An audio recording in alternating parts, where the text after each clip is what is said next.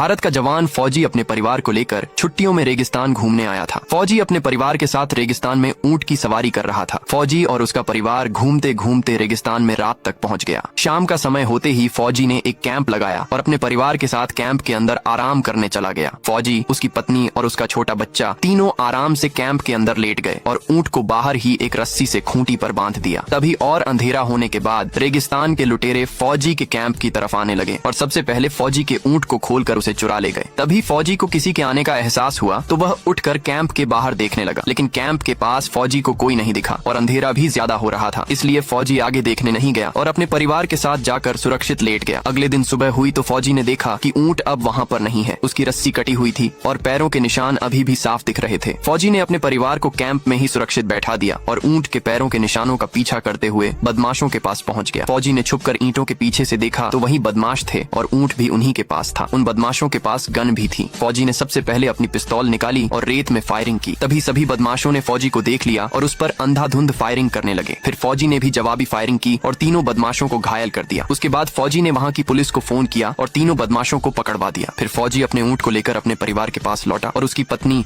व उसका बेटा बहुत खुश हुए। लेकिन फिर भी किसी ने फौजी के लिए एक लाइक और सब्सक्राइब नहीं किया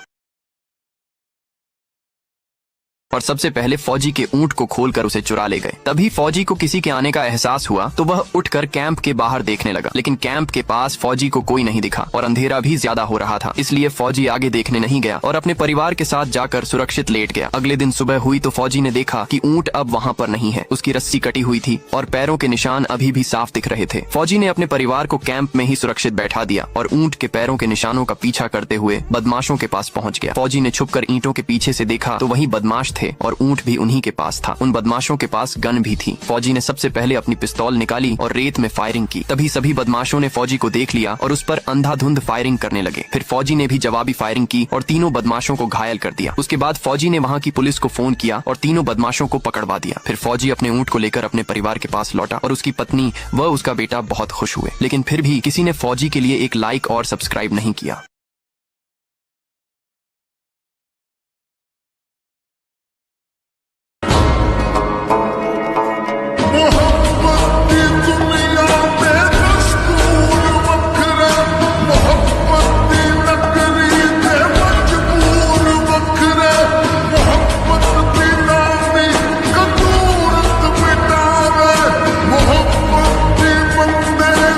रेगिस्तान की तपती रेत पर एक महिला ट्रेन से अनार खाकर फेंक देती है। समय बीतता है। एक दिन ट्रेन में सफर करता हुआ आर्मी जवान हिरण के बच्चे को रेगिस्तान में छोड़कर चला जाता है। भूखा प्यासा हिरण का बच्चा रेगिस्तान की जमीन पर भटकता रहता है। तभी उसे वहीं सूखा सड़ा हुआ अनार दिखाई देता है। वह उदास होकर उसके पास बैठ जाता है। रात को अचानक तेज बारिश होने लगती है और अनार को नमी मिल जाती है। कुछ दिनों में वहाँ एक छोटा अनार का पौधा उग आता है जिसमें 3-4 अनार लगते हैं। हिरण का बच्चा मुस्कुराकर अनार खाता है, फिर अचानक रो पड़ता है क्योंकि किसी ने लाइक और सब्सक्राइब नहीं किया।